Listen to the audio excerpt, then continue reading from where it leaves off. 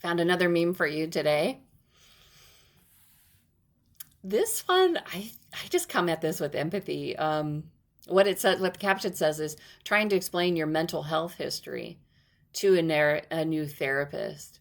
And you could see that I actually don't know what movie this is from. You guys probably know what movie it's from.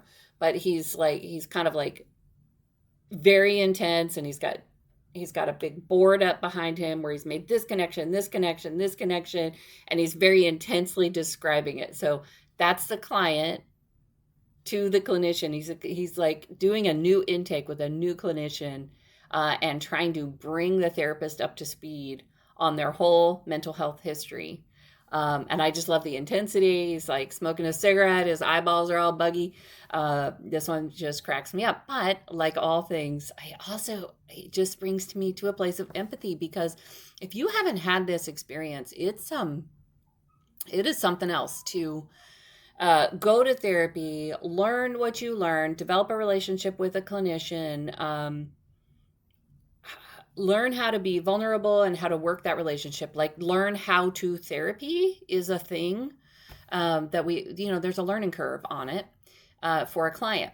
So then you get to the work of, like, you've gone through the intake, they know the stuff, and now you're in the work, every week, every 2 weeks, every whatever, monthly, whatever it is that you've got worked out with your clinician.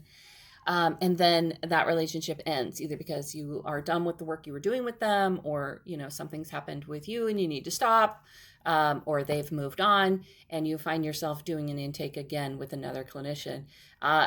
You want to convey everything that you've already done, and so I feel for anybody who has to do that. And having recently had to step aside from my clinical work, when I was so, like, feeling a lot of guilt, and regret, and, like, sadness that my clients that were moving on to other clinicians were going to have to go through the process. Of course, I consulted, and when I handed off, I try my best to meet with the new clinician and bring them up to speed on the case. But that doesn't always happen, and nevertheless, they're going to want to do their own intake process, because every clinician is different on what they want to gather in those first sessions. But I was sitting with a lot of, like, fear and guilt, and of course, I worked with my team on some of those feelings. And they gave me good feedback, and but really the saving thing, I had one client when I told her, and this is a long-term client, when I told her that I was going to be taking a break, maybe indefinitely, from clinical work. She was so kind. She said, it's probably good for me. It's probably good for me to have to go through that process of explaining what I've learned. And this is years of counseling. I'm, to my knowledge, the only therapist she has ever worked with. So having to turn around and go restart, I was fearful, and she said, it's probably good for me. That just freed me up so much. It was such a gift.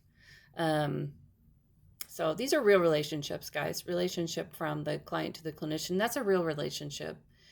It gets a little confusing because, there's money involved. A clinician's being paid for their time and for their emotional labor. It doesn't mean it's not meaningful, and it doesn't mean the relationship isn't real. So if you ever doubt that, please try to hear me saying something like, please try to hear me say the relationship is as meaningful on the clinician side as it is on the client side. And, if you find yourself in that situation, don't be afraid to explain to the new clinician, like, it's hard for me, or I'm frustrated about that.